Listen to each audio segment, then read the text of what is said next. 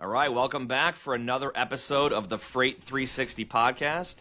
We're going to be, this is actually going to be the first of a series we're going to do around some of the recent things that have been happening in our industry related to safety and ELDs and some of the dangers and things that we have to deal with on a daily basis as brokers. So we've got a guest we'll introduce her in just a second here. But first, if you're brand new, make sure to check out all of our other content. You can go through our YouTube library. There's a whole bunch of playlists on there of our short Q&A sessions called The Final Mile, our full-length podcast, which you're listening to or watching right now. And there's a whole bunch, probably hundreds now, of shorter educational videos too on prospecting, on carrier development, all kinds of different things. So make sure to check that out. The website as well, freight360.net, is a searchable library. So depending on what you're looking to improve on or learn about, just type that keyword in the search bar, and you'll get all of our blogs, short videos, long form videos, etc. And share us with your friends. Hit the like button, subscribe, all that good stuff. You can check out our Freight Broker Basics course that we did with DAT for if you're looking for educational options for yourself or for your team. And leave a review. We haven't asked for many reviews in a while, but without further ado, real quick intro here. We've got Danielle is it Chaffin? Am I saying it right? It is I Chaffin, should have yeah. asked you that off air before. You're like one of 10 people that say it the way I say it. Chaffin? Mm-hmm. I would smack them for that. All right, so Danielle Chaffin, she's with Revanova. But real quick, Danielle, for anyone who isn't familiar with you and doesn't see all of your content on X, formerly Twitter, real quick, just let the audience know who you are, and we'll get more into your story and our whole series here in a bit. Yeah, of course. Thank you guys for having me on today. I'm super excited to talk about the things that I post about on X. Danielle Chaffin, I am Senior Solutions Engineer at Revanova. I've been here for 6 years. I grew up in the industry. My grandfather, father, both truck drivers, huge influence in my life. I did try to get out of it and go against my dad's advice that freight gets in your blood. So I went and got a master's degree in social work. And I was a therapist for a short stint of time, and then my dad was right, and now I'm here. You're back. It's somehow everybody. Ben, the same thing happened with you when you got out of brokerage and tried to just do coaching, and here you are again. So, but anyway, Danielle, good to have you on. We'll get more into your story and all that content shortly. But Ben, what's going on down in South Florida today? Dude, it's getting nice and cool down here. I mean, cool was like low or high 80s, but like significantly different than 98. So like I'm optimistic for fall. I've been wearing hoodies this week at night, so Buffalo gets cold much earlier than other places. But real quick, we're going to skip news because we're going to talk about a lot of that stuff in the episode today. But sports, the preseason of NFL is in the books. Not that any of those scores or records matter, but the reps and the plays and the roster cuts all do. So Pittsburgh, how do you feel about them going into week one? I'm optimistic. We'll see. I don't know. There's always Rodgers. Optimism this time of year. Yeah, we'll see. Hopefully he doesn't get hurt in the first game like he did with the Jets. But I mean, beyond that, like that was against the Bills, and it was like the fourth snap of the game. So rough start. Steven, 0-2. How are the Bengals going to start off this year? Oh gosh, probably 0-4 if we're being honest. I mean, everyone's been talking about how optimistic they are in preseason, so that just means we'll lose. Dude, I just think about the amount of momentum that Joe Burrow had at the tail end of last season, and like literally could have been. He was an MVP candidate and was playing MVP caliber, but I feel like typically whoever wins the MVP has a winning team and wins their division, stuff like that.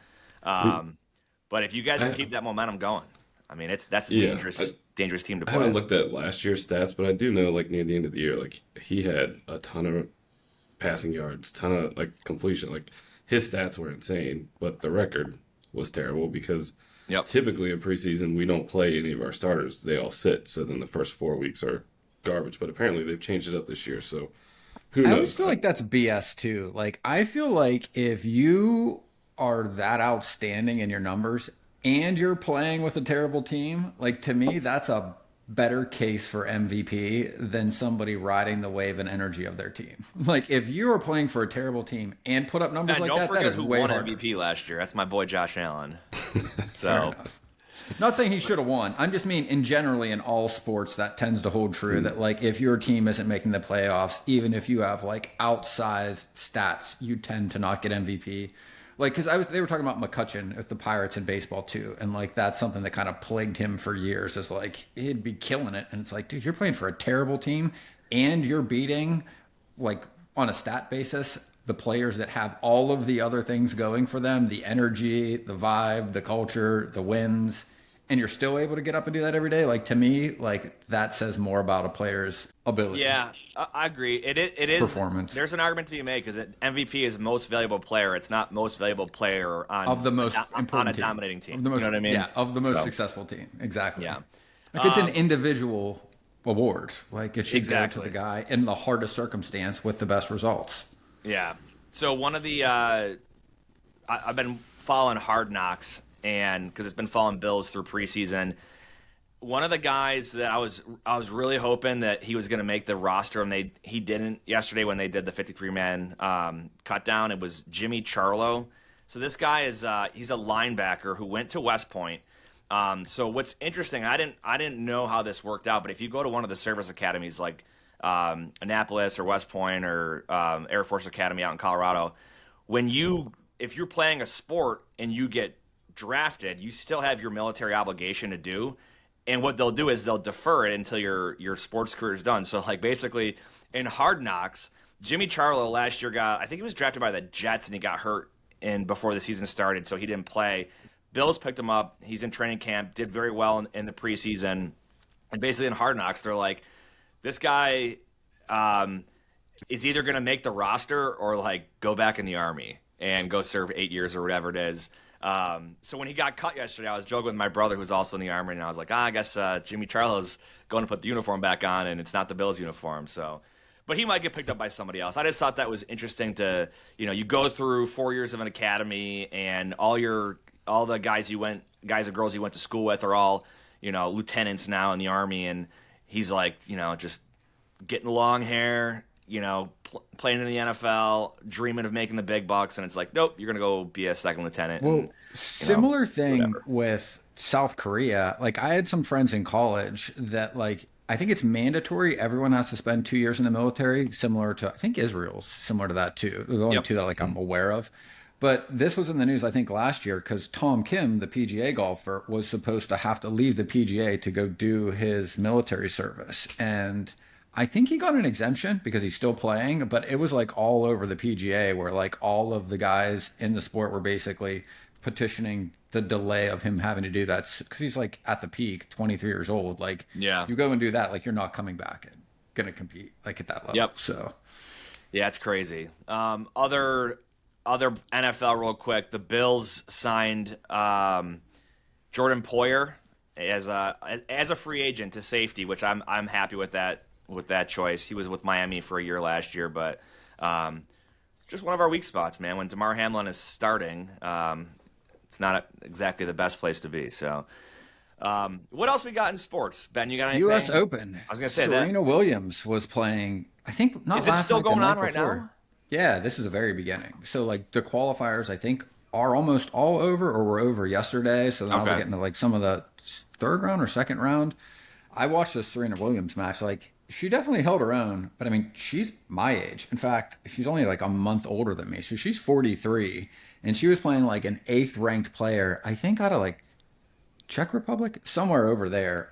She didn't win, but like you could tell like she seemed better than the girl she was playing. But when you're playing a 23-year-old, like there's just a giant gap between being Yeah. 43 and 20 something. And like, when I looked at the match clock, like they were 6.5 hours in. Like I played tennis for an hour and a half. I am sore for like a day and a half. I can't imagine playing a tennis match for 7.5 hours. It's Like, insane.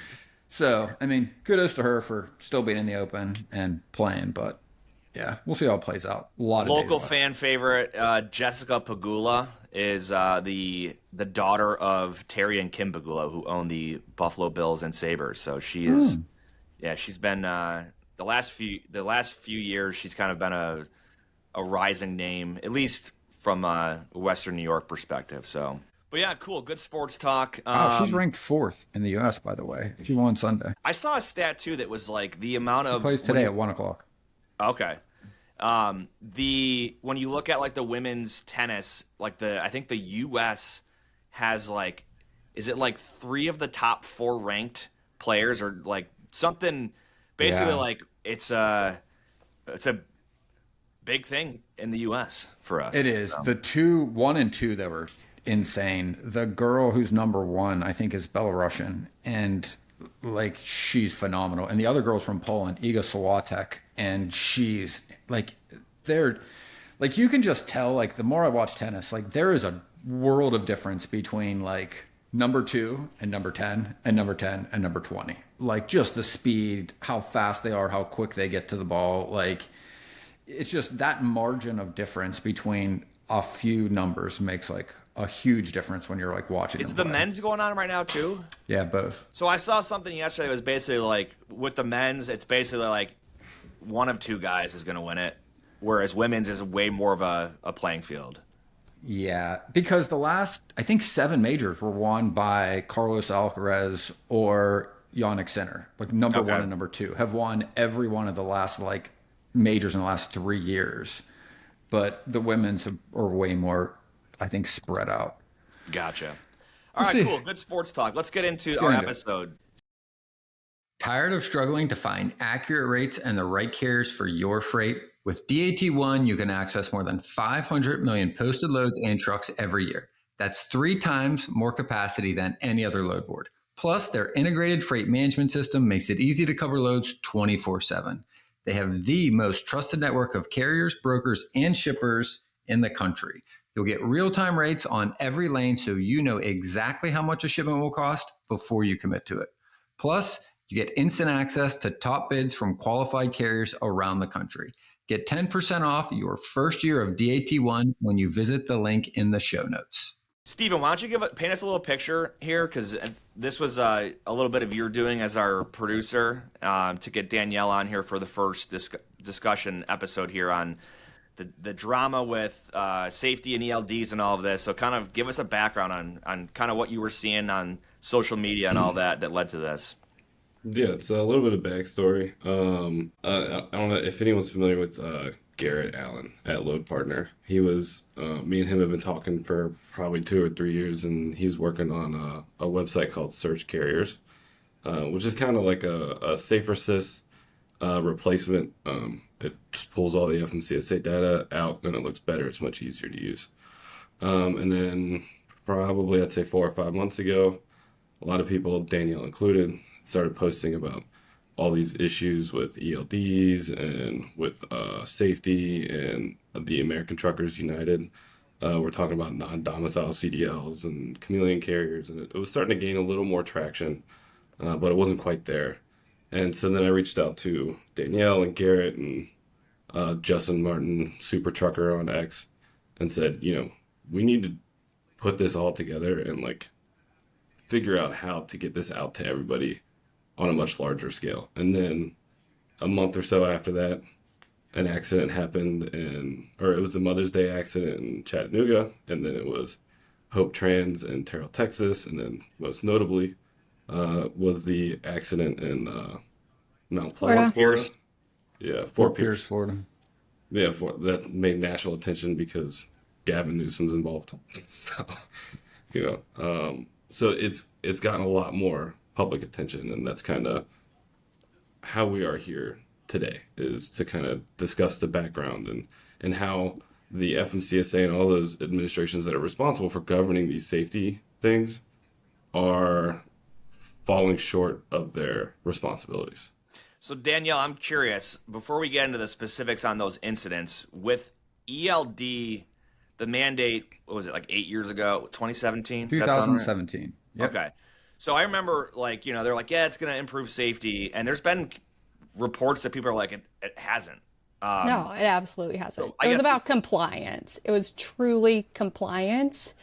They threw safety in there, but it's not about safety. I want to ask a question because this is going to segue right into this because you talk about this in your article that we're going to share within the links and I've been sharing as well. Is can you take people just briefly through the history of how the ELDs came? Because like you cite that this was supposed to be done in like 87, I think. And then there was pushback and then 2000s. And then it finally was approved in like 2010 or 12. And then the 3-year wait for enforcement led to like 2000. So this was like almost 30 years in conversation before it actually rolled out. Is that, you want to go through some of the high points on how and why it took so long to even do this in the first place? I don't know the why. I mean, I was very young in 1986 when all of this started, so I don't necessarily know the why. I know that with the paper logs, of course, people could edit those, or they would have 2 or 3 logs where they would put them together. I push back on that because I know factually that to falsify your paper logs or to redo them, you had to have a brain. You had to have like some sense of how this actually works. We don't have that with the ELDs. So with the paper logs, I don't know the why. I have went back through the FMCSA like notes from those meetings, and there's really, I don't know. Other than compliance. Yeah, because what surprised me is like in 86, and you say this, like the Insurance Institute for Highway Safety, IIHS, challenged the DOT and lobbied for this in 86. And I'm like, how the insurance companies with massive resources aren't able to lobby to get these things done sooner was the part that kind of surprised me. And like to set the stage for everyone else listening too, like if any of you were in the industry in 2017, when the enforcement went into place, it was like January, like literally the beginning of 17, where there was like a hard deadline for ELDs, capacity literally evaporated out of the market. I mean, this was a time where I've never seen the market literally overnight shift to where you could not find trucks. Like, there were massive amounts of containers that were stuck in ports and rail yards. There were shipments not moving, and rates immediately went up because drivers, and at least this was the perception from the brokerage point of view, like had to now legally drive 11 hours a day when prior maybe they're driving 13 or 14 with 2 sets of logbooks. And the ELDs were supposed to mandate that drivers drove the legal amount of hours so that the roads are safe. I mean, if you're driving a truck or any vehicle for 20 hours a day, like that's not a safe condition, especially if you're doing it 5-6 days a week, right? So that was the intent, and it did have an impact in 2017, but it was very short-lived. Like I remember the capacity vividly, like starting to come back into the market like early summer. Like there was like 3 or 4 months where it was super tight, rates went through the roof, everything was chaotic, and then it just kind of went back to normal, right? Is that when some of these things started to happen? And I'll let you kind of add your context from kind of that point. In freight, time is money and efficiency is key. That's where Levity comes in. Imagine automating your email operations to do more with less effort. Levity connects directly to your inboxes, extracting vital information from emails and attachments in real time. It seamlessly integrates with your TMS, empowering you to quote faster, build loads more efficiently, and book more freight in less time. Whether it's incoming emails from shippers or carriers, Levity's got you covered. It understands any language, any format, and even interprets non-standard formatting. Visit levity.ai today to sign up and get started. I don't have a lot of context from then. I really just have the like facts and the timeline of it. I do know, speaking on the safety part of it, where I know much more, drivers that were running the paper logs, and when we had truly professional drivers, of course, there were still the exceptions, but when we had truly professional, safe drivers, they would drive until they were tired. And when they were tired, they would pull over, sleep, take a nap, and they would keep going. With the ELDs, they are forced to drive within that amount of time. They can't pull over and take a nap or pull over and go to sleep because they're still on the ELD and being forced for those hours. So if they're trying to make money, if they're trying to get those miles in, they have to keep going. And that's where I know through the reading of those documents that no one truly did any testing for that piece. There were no like case studies done. And that they will say it in the documents that I was reading through, that they didn't actually look into that piece. That's an interesting perspective. I didn't think about it like that. Where historically, yeah, you would, when you're tired, you pull over. Whereas now, the ELD, like, so Ben, kind of back to what you said, I agree. It's clearly the whole concept would be you want people not driving when they shouldn't be driving. That's But the goal, right? We take one federal standard and apply it to everyone that's driving. And we're telling them specifically, too, that, hey, if you're driving for this long, after that 8th hour, you have to take a 30-minute break, right? And you have to take a 10-hour period of time to reset your daily clock. And you have to have a 34-hour to reset your week. So we're taking everybody, regardless of their body's Circadian rhythm.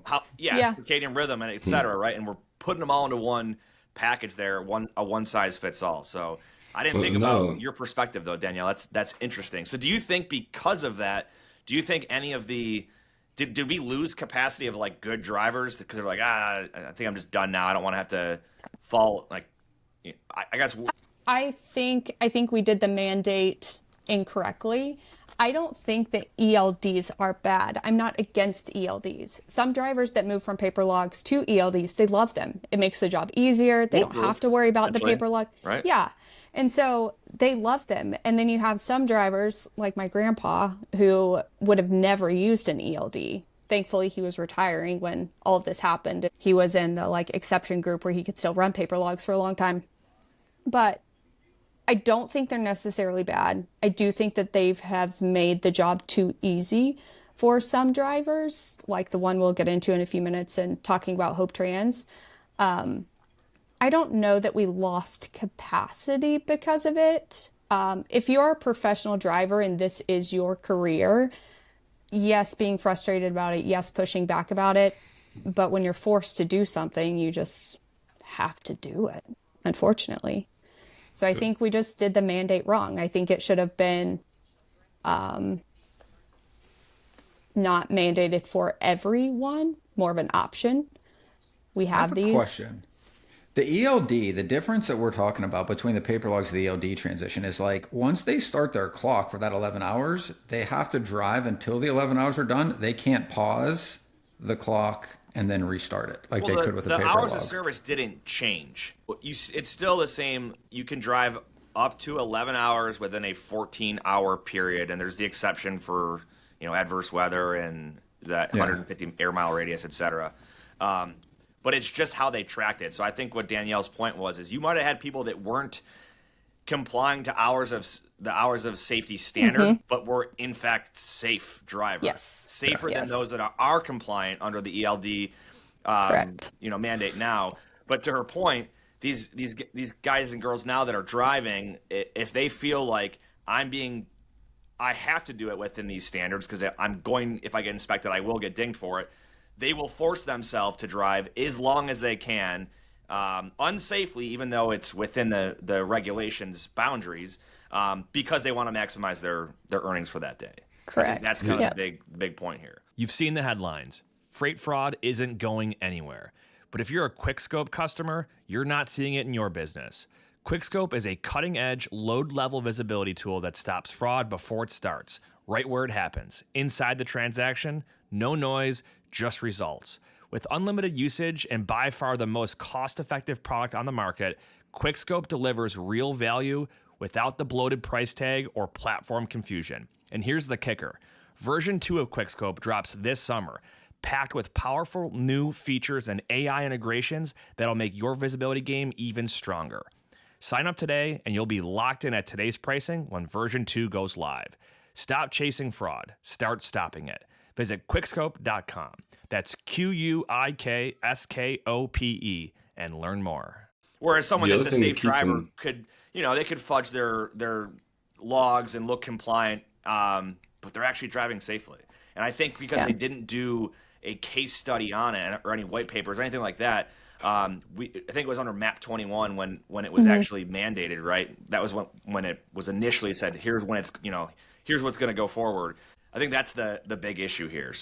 Ben, are you tracking that? Is that okay? So the other thing to keep in mind with paper logs to ELD is your hours of service went from being in control of the driver in the cab to being in control of a dispatcher at an office that is not associated with your driving.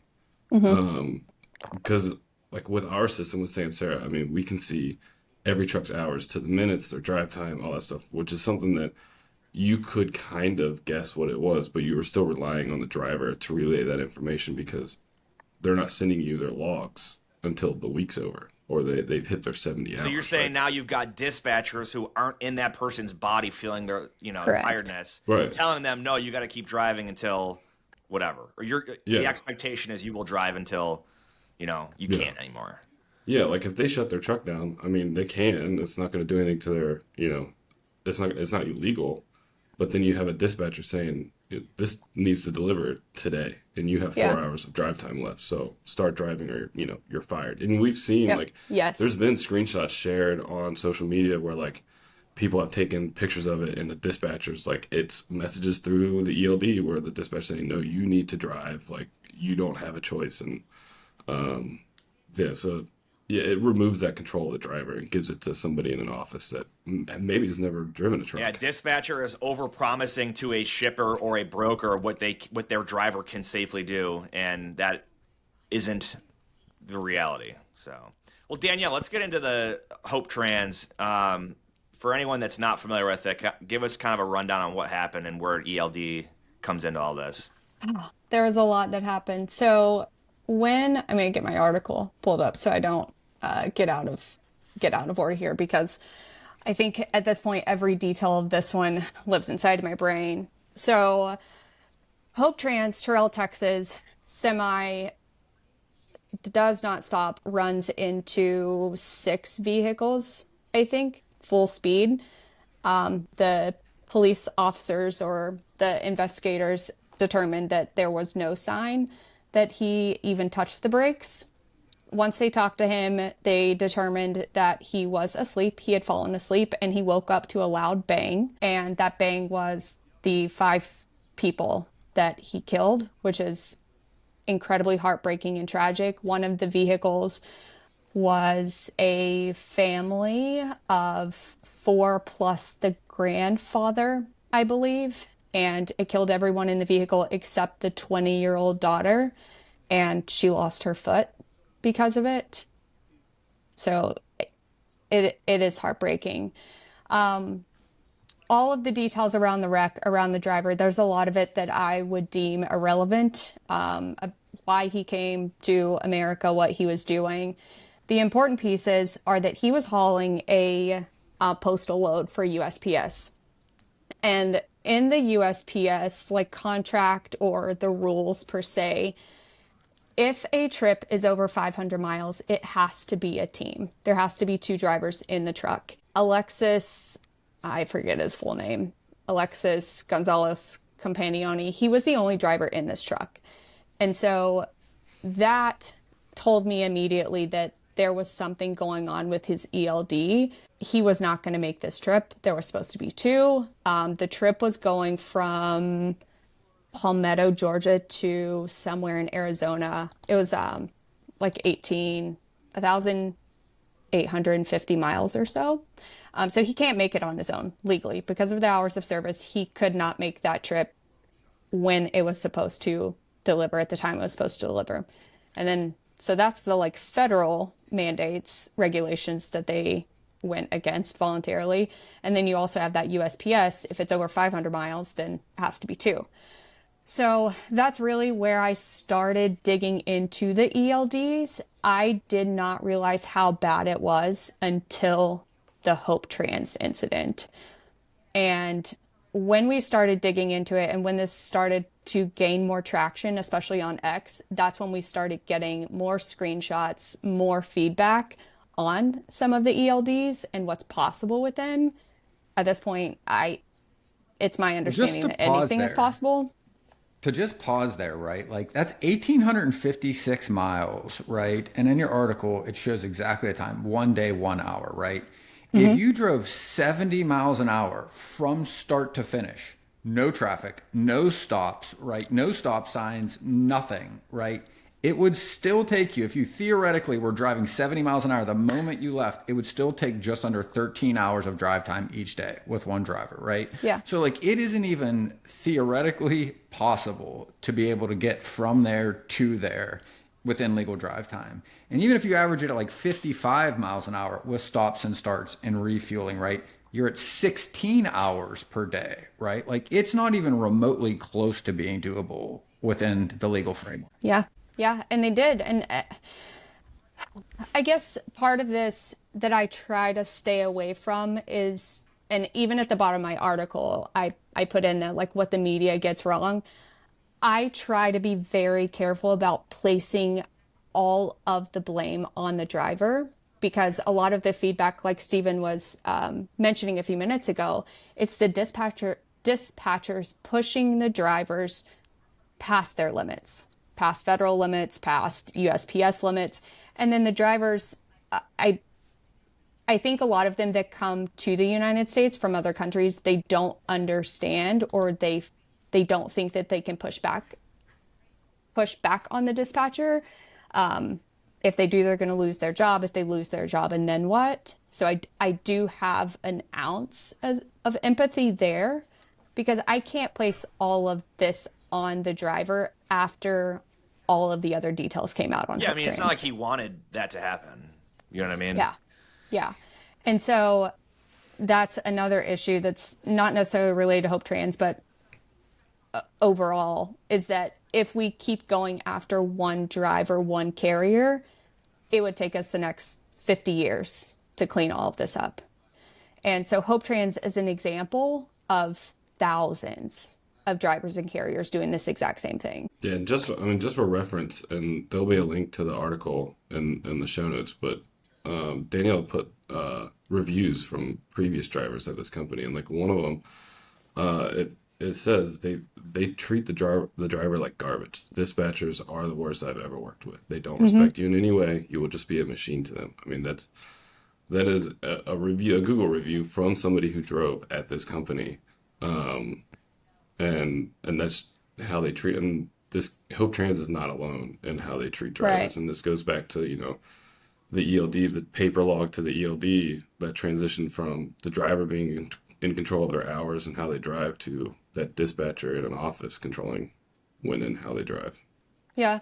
So what I did there, and what Steven's referring to, I just started looking for everything on Hope Trans when I realized how every piece of public data that we had from the FMCSA was falsified.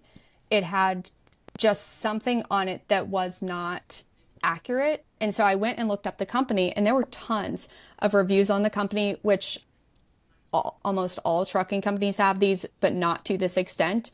And there were so many of them that the drivers said that they will make you keep driving. Like, they reset clocks and ask you when you're going to start rolling every time you stop, no matter if you just drove 20 hours. That's the thing that I really wanted to get to as well, is right. Like, we ran the math on just this one load, but like that doesn't take into context what and how long he was driving prior to this load. Right. For all we know, he could have been driving 21 hours a day for the previous 4 days, then taken this load, and had only slept a total of a handful of hours over 2 or 3 days, then was forced to take this load, right? And I think that is where I kind of wanted you to segue into what you were just about to talk about, is like, talk about the associations and what you found related to this company, from the forgery all the way to the connections with other carriers, the addresses, what the addresses are, and just how egregious the entire situation is, even when you go deeper into the situation. Yeah. I will say it is the most complex web that I have ever encountered. There are a lot of details. I received a couple of cease and desist letters on this one, so I had to take some details out just because I didn't feel like fighting it. There's quite a bit in this article that I did leave out because I didn't want to interfere, or I don't want to interfere with the investigation that's ongoing. It's just wild. So thankfully I was faster than them, which I would like get myself a trophy for this. But as soon as the wreck happened and I found the company's owner, I don't even know how to say her name, but she had a LinkedIn profile. So I found her LinkedIn profile. It's in my article. And she was the CEO of Fiorito Trucking. Fiorito Trucking has used the same trucks as Hope Trans and then also another company. And so I started putting more things together. Really, the timeline here was probably the hardest part to get everything together because there was so much that was overlapping. The initial address on Hope Trans went to a shared office space, which is not uncommon. There are hundreds of thousands of trucking companies in the office spaces. And we will get pushback on that saying, well, that's legal. That's where their agent is or whatever. That's fine. I will tell you the majority of these are because they're doing fraudulent things. They're doing things they shouldn't be doing. So it was a co-working space. Everything that I'm about to list out was changed on the day that this wreck happened after the wreck. So they're originally listed in Washington at this co-working space. The same day, the address was updated to a Florida address, and it's an apartment. There's a huge pond, I think, behind the apartment. No place for truck parking. Obviously, it's an apartment. And so that was changed. They also decreased the truck count from 195 to 65 and the driver count from 195 to 80. Someone was working very, very hard after this wreck to get all of this changed. I think it was the same day as the wreck. It might have been the day after. But anyway, driver reviews Hope Trans. So when I started looking into Hope Trans and the names on there, I found Fiorito Trucking based on the contact that was on Hope Trans. And from Fiorito Trucking, on each inspection that we have at the USDOT, the VIN number is listed. And so you can take that VIN from the truck and run it and match it up with any other company where that VIN has been inspected. And so, yes, trucks can be sold. Yes, drivers can go work at a different company.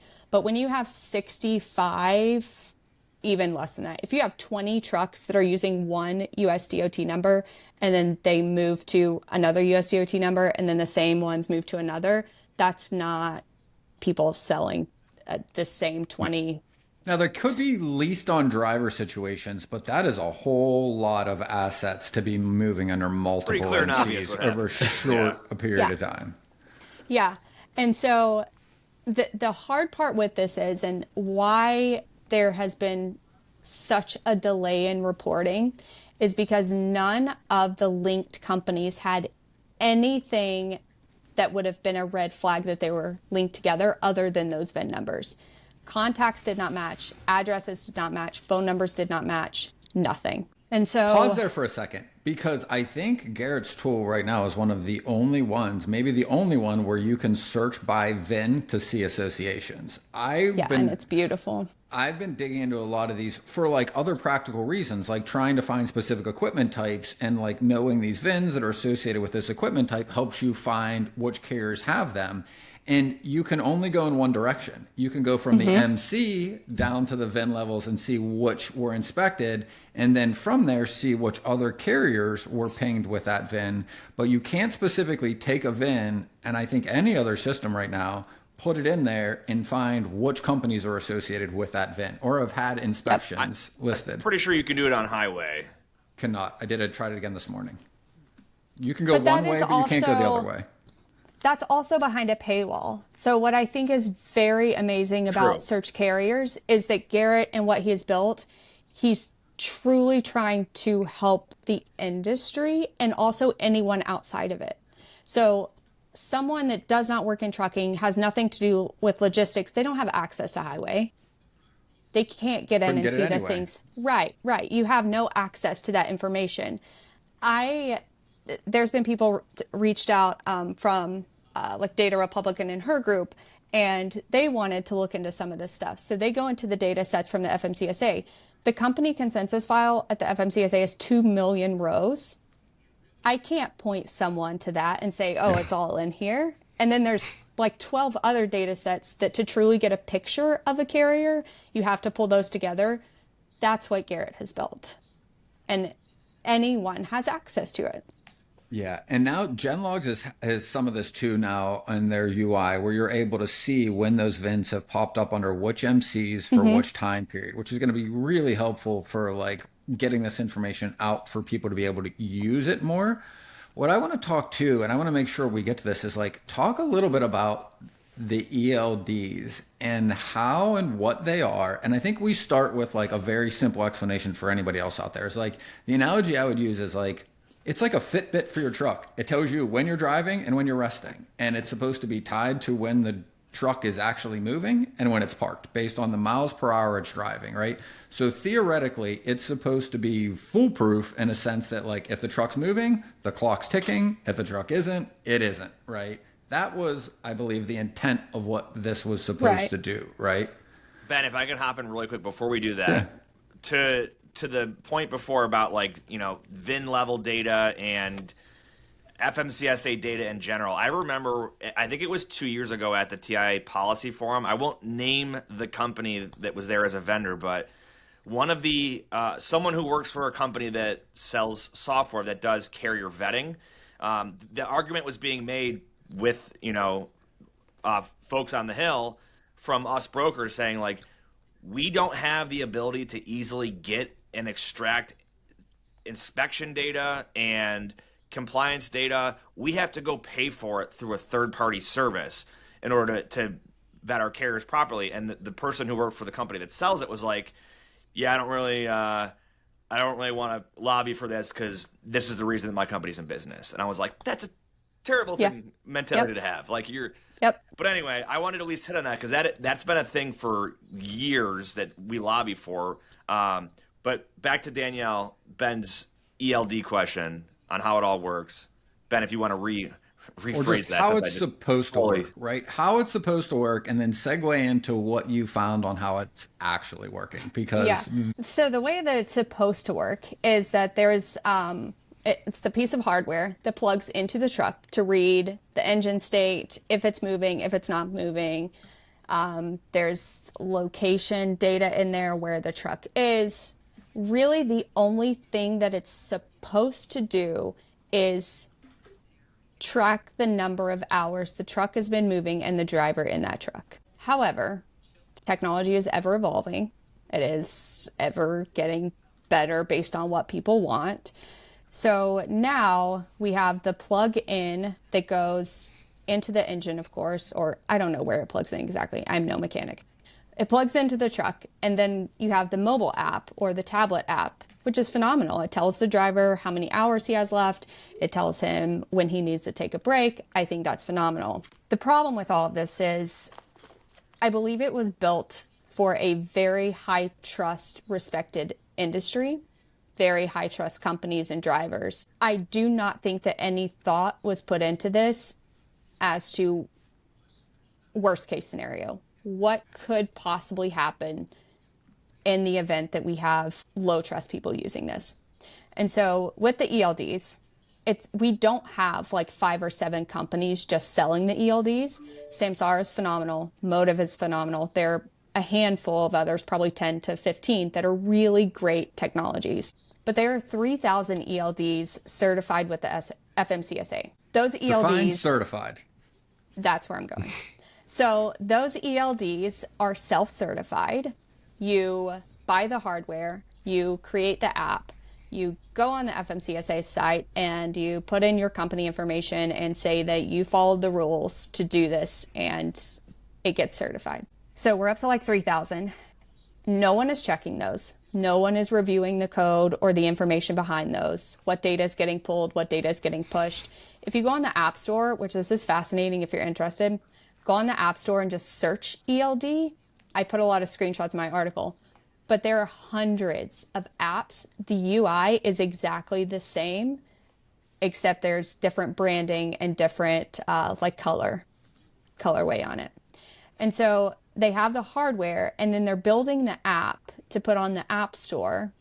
They, as in the people that are doing it as they should not be doing it. And because they are white labeled, they can do whatever they want. They have access. On Samsara, I don't have access to Samsara's code base. I can't change what my dispatcher is allowed to do or what my driver is allowed to do. With the white labels, they do whatever they want. Yeah, and I want to you get make into a good point, because I remember, Ben, when we were putting together our content on the ELD portion of our broker training course with DAT, and I was looking for examples. Every time I look for a screenshot of an ELD, the apps, they all look the same. 4 circles showing how much time for, like, break, shift, etc. And I'm like, which one is which? So I never thought about that vulnerability there, where it's just all that's Here's a mess. what was even crazier about this, right? Is that, like, not only are they self-certified, nobody is looking at this, nobody's regulating them, right? But you had found evidence that a lot of them, right, are just absolutely taking every information they can out of a driver's cell phone. And some examples, right? BOLs, PODs, shipment details, load values, where the driver is, where he's going. So every piece of information that we put in a load tender that we're trying to protect of getting it to that driver is literally open source in the back end from some country, nobody knows where, being leaked to whoever. Criminals could be buying it. Anybody could be getting access to this. And we're wondering why loads are getting stolen and we have no idea. Like you pointed out, maybe back in the day, somebody waited at a warehouse and they knew a load was going, so they got a tip and they followed that truck. That could be happening. But what is more likely? That all of the data from all the high value loads, exactly where that driver is, exactly which truck that is, where they're located, not only where they're now, but where they're going, when they're going to be there to be able to rob them, is just out the back end of these systems, going to God knows where, to God knows who. And we wonder why theft is a huge issue.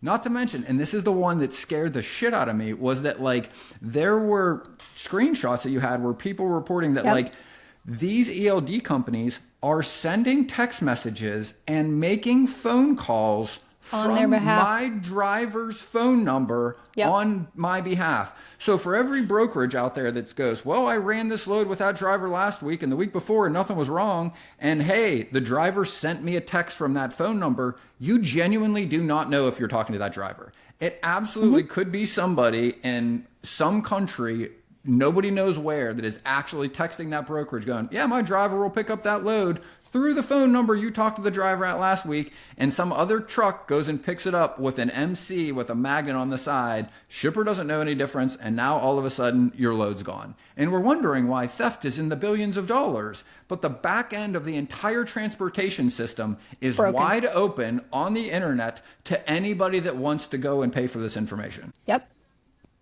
It's absolutely insane. It is. It's absurd. There's not enough people talking about this.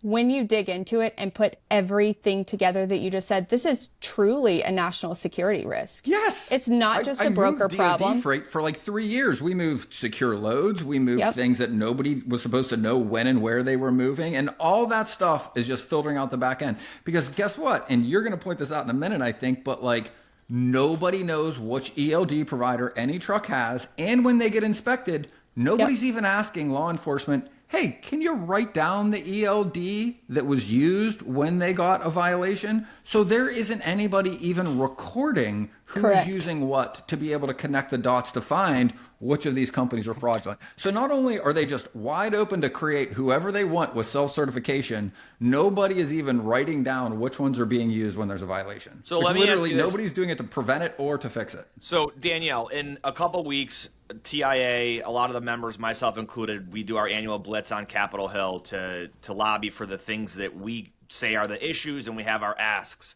What are the asks based on, we've clearly identified the issues here, but what are potential solutions, Ben? Before we get to a solution, hold on. I want to put a pin in that for one more second, because I want to draw a connection with something that is like the biggest point of contention in our industry. Why are rates so low?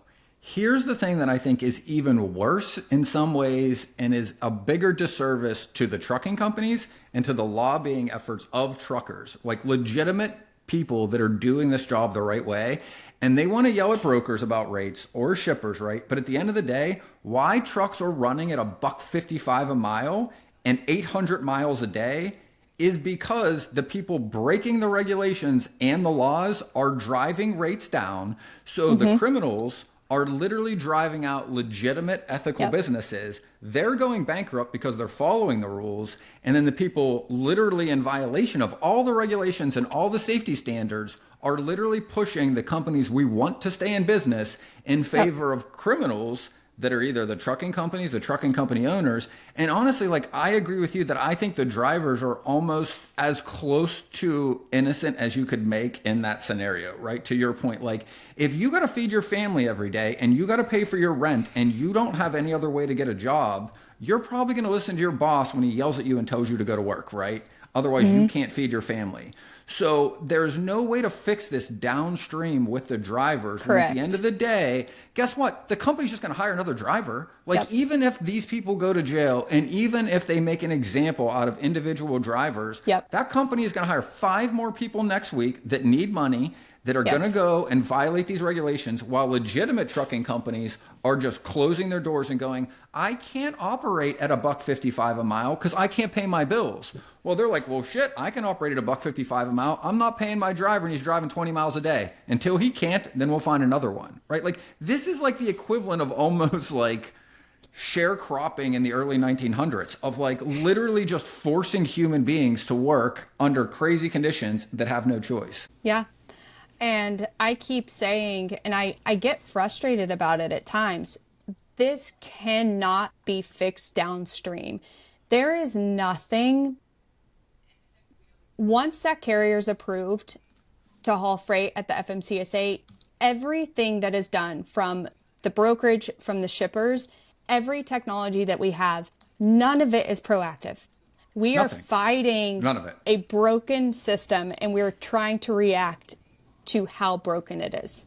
Until it is fixed at the FMCSA, we will continue to react. Yeah. So what are the asks then to make it clear and as basic as possible? What's the fix here? So I think on this ELD issue, it is very important to reference in February 2020, the FBI did, I don't know if it was an investigation or just like a quick look at the risk of these ELDs. They warned the FMCSA that this is a huge security risk and incredibly vulnerable to cyber criminals. We did nothing about it. We, as in the trucking, the FMCSA, DOT, nothing came of this. And so the FBI pointed out that this is a terrible, terrible idea. Can I ask you something about that? Yeah. Because you talked about that in your article. And the one thing that I was curious is, like, we talked about this off air too, is that like some of the trucking lobbies are fighting these regulations.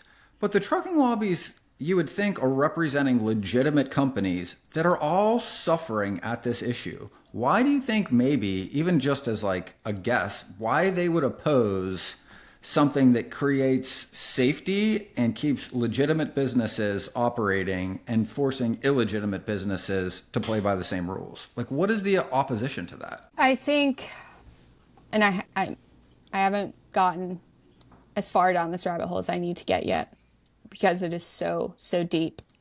I think that the more drivers that we pump into this industry, the financial kickbacks from that are fees incredibly high. The more drivers that we get in, the more money that they make. So everything from CDL schools to new companies spinning up, new drivers being hired, as long as there are new drivers coming in, there's more money being made. I think the lobbies, I mean, so if you look at the ATA, right?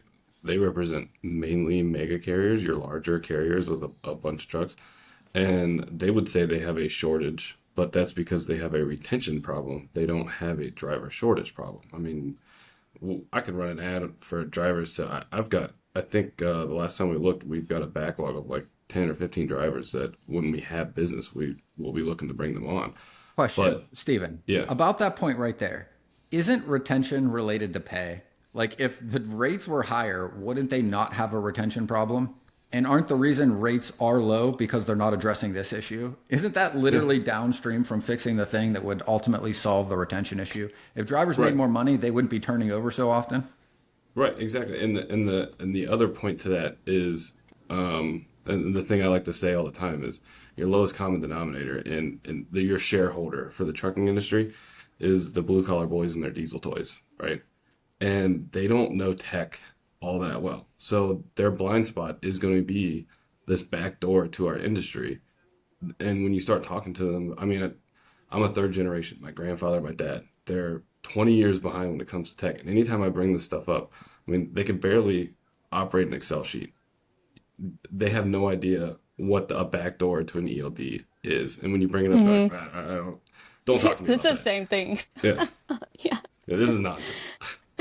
So that's the issue. So you got large corporations, carriers that have a retention problem because of pay, lifestyle, whatever, with the drivers, or the drivers get in because they pay for their CDL school, and then they leave and go do their own thing, or they go to another smaller carrier that will, pay them better, or they have a better lifestyle, and then on top of that, they just don't understand tech.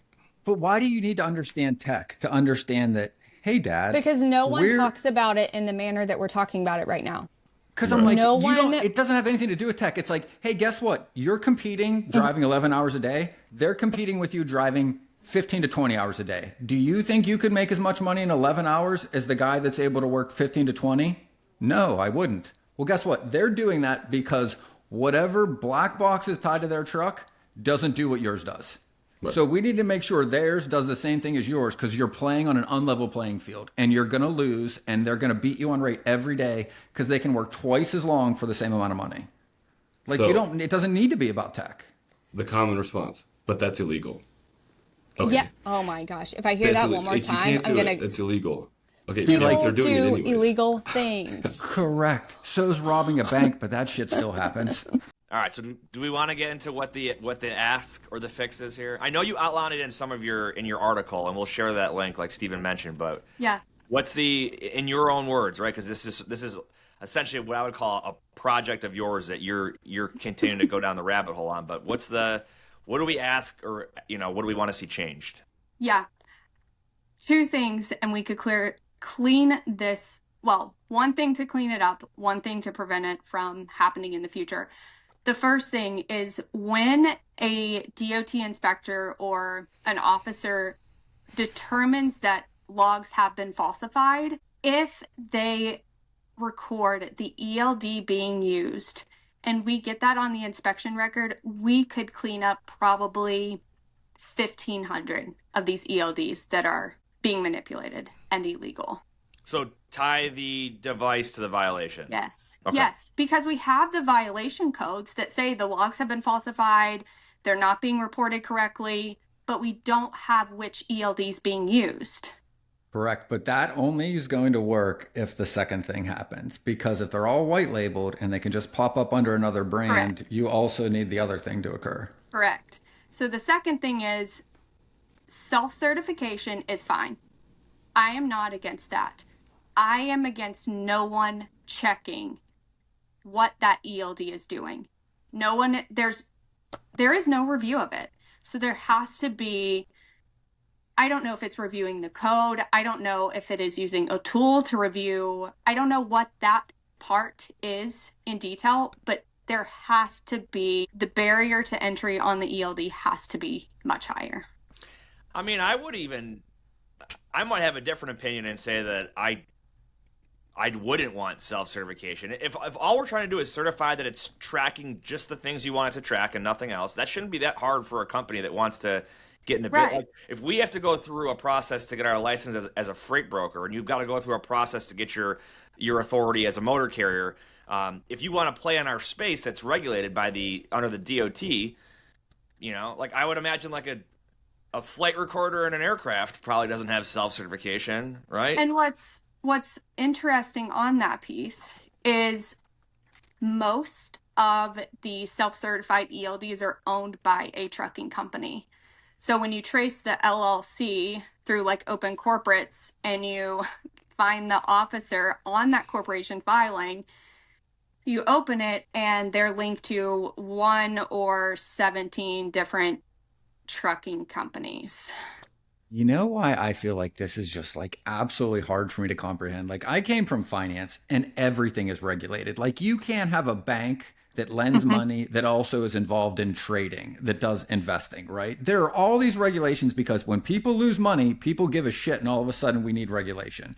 You do not have drug companies, and this for sure isn't foolproof, self-certifying medications and going, take this because we think it'll be okay for you, and like would be okay with that. But for some reason, the roads we drive on every day, drive to work, go to get groceries, take our families on, have 85,000-pound vehicles driving with people that are falling asleep because nobody is paying attention to the regulation for safety, when that is literally the mandate of that government agency. I think it is absolutely asinine that self-certification ever existed in the first place and that they can't do that now. Like, there for sure are ways to regulate ELDs if it is a mandate in this country for roads that are paid for with our tax dollars that are currently not safe to drive on because they're not doing this. Like, there are so many avenues and ways that you could work back to this to feel like this is just absolutely absurd, that this is like a question that we're just finding out now and people are dragging their feet on to deal with while they're talking about every other issue that has nothing to do with why these crashes are taking place in the first place. Yeah, you could Like, have a government entity do a simple certification, or even simpler, with an annual you audit. could have third-party independent folks that are certified by the government to give a stamp of approval. And I'm not huge on government regulation, but if we're already playing in a regulated arena, then the tools inside of that arena should be regulated to the same standard. You regulated the ELDs, which opened a door for all of this mess. Yeah. You're requiring companies to use a technology that we know is fraudulent, has a backdoor that is allowing all of the sensitive information on everything that is transported. And by the way, like, everybody lost their shit when we felt like, oh, during COVID, we had to bring all this stuff in from overseas and we don't make it here. Who cares if you make it here if anybody can steal it? This is medication. This is drugs. These are chemicals. These are things that can be used in explosives. Yeah. Literally every single thing in our country is on a truck at some point in time. And where they are and who's moving it and where it's going to is just off into the web where anybody can go and pay for this information, steal it, and do whatever you want with it. No one's doing anything about it. All the talk about the like freight theft, not freight fraud, because that's too broad. The freight theft, about how strategic and how intelligent these bad actors are. I think that is an exaggeration. We are overestimating their intelligence. They have all of the data that they need and where that truck is. All they have to do is tell someone where it is and what's on it. Yeah, and they don't even need to steal it themselves. They just book a legitimate carrier to go and steal the load and send it to a warehouse where the thieves are waiting to pick it up. Like, they don't even have to put themselves at risk. Once you have the information, you don't even theoretically need to steal it. Yeah. You can agree to pay a legitimate carrier to pick it up and deliver it to an illegitimate location. Had that happen last year. Legitimately, exactly. Yeah. Some poor owner-operator had no idea that the BOL he was given was falsified, and he ended up basically helping someone steal $300,000 worth of Adidas apparel and had no idea. Thought he was just doing his job. Happening every day, multiple times every day. Tie the device to the violation, and the second part, because we kind of certification process. The certification process. Okay. All right. I think the other thing I would add, and I don't think I'm incorrect, but I'm pretty sure the FMCA does have a new entrant audit. Correct. So when you become a carrier. So why not do that on? I mean, they don't do it anyways, or there'd be more people auditing carriers. But why not audit the ELD that they're supposedly using, and do it on site? Don't do it from a computer, like the whole pink cheetah issue. The FMCSA audited their claim, but they did it from DC instead of actually going to TQL. That's the other issue with our industry is the lack of enforcement mechanisms. Yep. It's just a bunch of rules in a book that, I mean, it's a $10,000 fine, civil fine, right, for double brokering. Have we ever seen that applied? I don't know. Probably not. No. The answer is no. No, the answer is no. Well, I mean, literally, the Household Goods Consumer Protection Act, or I probably botched that one. That was the big thing we lobbied for last year. That, and which did get sponsored and pushed through. That is the one that gives the FMCSA the ability to impose fines that they didn't previously have. So the fine existed, but the ability to enforce the fine was not there. And I don't know if that bill became a law yet or what, but that was like, it just takes forever to get anything done in Oh my goodness, federal yeah. government. Like 4 years ago, I sat in D.C. my first time, and they didn't understand what a freight broker was. The next year, they knew what we were, but they didn't understand what double brokering was. By the third year, they're helping us figure out, what direction do we go? How do we get all this stuff done? And, it just, you have to slow, and then these people turn over because there's elections and all that stuff. So it's just a mess. So, and that's in my writing. So I started this about 6 months ago, really writing and going into these issues. The majority of what I post, 100% of what I write, my audience is not the transportation industry. Most people here know what's going on, maybe not all of the details of it, but I intentionally want to explain it in a way that anyone can read it and realize that this is truly an issue. Because the problem we have is most of, especially the ones lobbying against the big lobbyist, is they're talking in a way that's so specific to our industry that no one understands. They're throwing out like the FMCSA regulation codes and just industry specific words, jargon that no one understands, and they just look over it like it's not an issue. And so when we frame the issues, it has to make sense to someone outside of the industry, and our politicians are outside of the industry. That's a good point. And I remember I sat with Tim Burchett last year. He's from Tennessee, and he literally, I used I think I said FMCSA, and he's like, I'm going to stop you right there. He's like, there's two things you don't do in my office. Yep. Talk about the Holocaust and use acronyms that I don't understand. And I was like, all right, noted. Yep. Like, and I also see that 50 cal sniper rifle right behind you. So, and I really appreciate that you, like, the way that you're writing this is digestible and understandable by people that aren't us. And Ben, you and I probably, like, this is a fault of ours, is that we talk to certain people assuming that they understand exactly what we're referring to. And Danielle, the way that you put it out there, I think is super helpful. I'm definitely going to be able to use what you've written down and even talked about today to help have this conversation in a few weeks here. So I appreciate that. Do you know what this reminds me of? Like, as far as an analogy, like, this reminds me of exactly the way the U.S. economy worked before we had, like, work standards and minimum wage. Like, if I own a company and all four of you own a company, I pay my guys $4 an hour and make them work 18 hours a day. You pay your guys $8 an hour and make them work 8 hours a day. Who's going to make more money? Me. So what did the government do when you had child labor and 5-year-olds and 6-year-olds working in steel mills for 18 hours a day? They came in and regulated. Why? Because it wasn't safe. Literally the exact same thing is happening with truck drivers. Like, this is no different than 1920s steel mills, oil companies, and railroads that literally did this 100 years ago. The exact same thing is happening in trucking. We're just 100 years behind the curve on every other industry in the United States. We've regulated hours of service, what people can get paid to work, how long they can work, and who can work.